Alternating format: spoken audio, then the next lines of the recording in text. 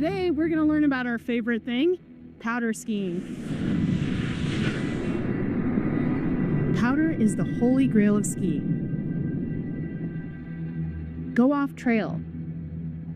Find that untouched stretch of snow and choose your own path. Feels like you're skiing on a cloud. Just pure bliss. If you want to learn how to really ski on powder, this video is for you. You might feel great on a groomer, but struggle to keep that smoothness the moment the snow gets deep. In this video, we're going to show you what's really going on under your skis when you're skiing powder, and why you're probably thinking about it the wrong way. We'll dive into the data and teach you how you can learn to love deep snow.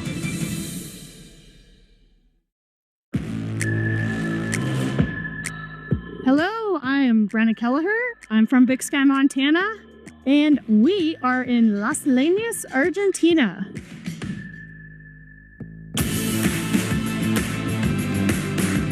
In my years coaching skiing, I've noticed a few misconceptions many people have about skiing powder, which we'll talk about in this video. But before we get started, just a quick word about safety. Some ski areas are avalanche controlled, but others are not.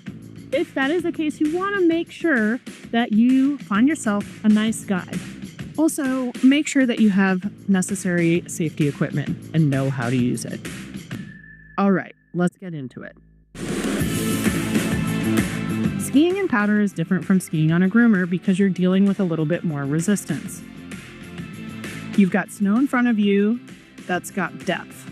It's kind of like a ship going through water, which is what leads a lot of people to feel like they're struggling to stay afloat or having to force their skis around.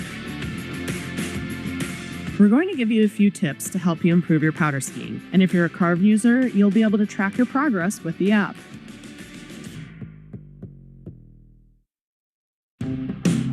When skiing powder, people often lean back in order to keep the tips of their skis out of the snow and stay afloat. But this creates problems. When you lean back, you're pushing the tips of your skis up, but you're also pushing the tails of your skis down. You're no longer distributing your weight across the whole ski and instead moving it to the back of the ski, which creates more pressure in that area, forcing the tails of your skis deeper into the snow. This creates more drag, making it difficult to turn. When you look at the snow, you'll see a turn shape that is either straight down the hill with a few little wiggles or zigzagging across the hill because people will end up traversing more than turning. If you're using carve to measure your skiing, you can see this in your turn shape graph. If we look at Pedro's turn here, we can see that because the weight is too far back, the turn is too open and has a long traverse period with the skis diverging at initiation. Another important point about having your weight too far back is you're changing the pivot point on the ski.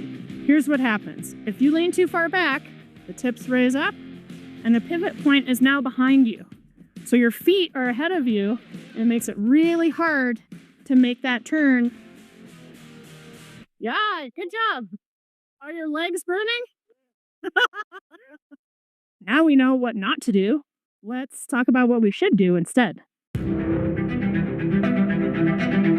There are two key techniques to think about when you're working on your powder skiing. The first is to keep your balance centered so you equally weight the whole ski. In this position, the skis form a platform beneath you, evenly distributing the pressure. This, in turn, allows you to steer effectively and maintain balance. Basically, you're going to have a flatter surface area so that you maintain that float. What you want is an equal amount of snow being displaced at every part of the ski. If the snow being displaced is unequal, either at the front or the back, you create drag. Let's have a look at Pedro's turn shape graph when he's centered and has pressure over the whole length of the ski. You'll see a much rounder and smoother turn shape, and you're not just avoiding the problems caused by leaning back, you're actively improving your control by creating a consistent round turn. If you're a carve user, the key metrics to look out for is mid-turn balance and early forward movement. If these scores are high, your turns will be smoother. Our second objective is to use the ski design to drive the ski out of the snow when we turn.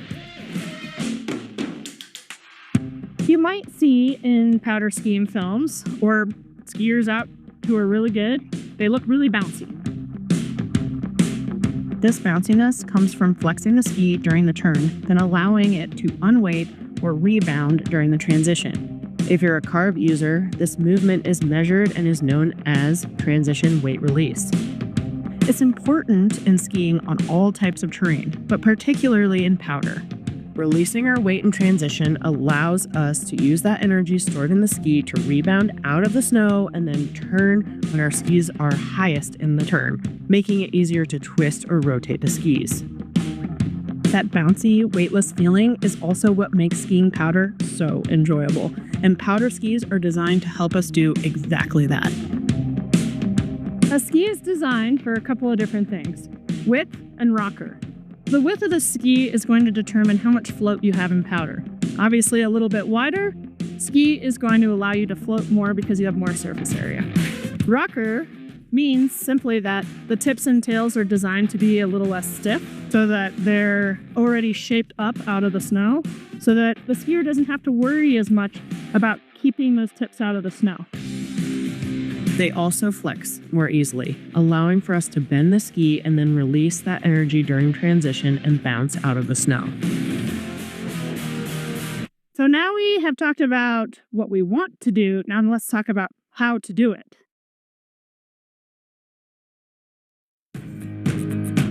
So we're going to practice this.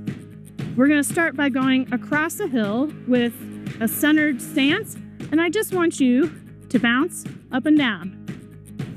If you're able to do this successfully, it's going to feel like the ski sinks and then raises, sinks and then raises. Once you feel pretty comfortable going down the hill, let's make it a little bit more challenging. Start in the fall line, start straight, start with that bouncing motion, gain a little bit of speed, do it like 2 to 5 times, and then when you're comfortable, I want you at the top, I want you to turn the skis. And then I want you to do it again.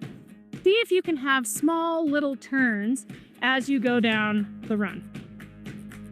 If you're successful in this, you'll feel that your body is constantly traveling down the fall line, that your feet are constantly under you, and you're able to maneuver seamlessly from ski to ski. Now let's take this into our regular skiing. Try using that bouncing feeling. Find a rhythm of driving your skis down. Don't be afraid of them to dive into the snow. Then unweight and release that bend in the ski, allowing your skis to rise up and out of the snow. If you nail this, it's going to feel like you're in control. You're the boss and you're charging. These ski tips should help you improve your skiing all over the mountain, help you rock those deep powder days.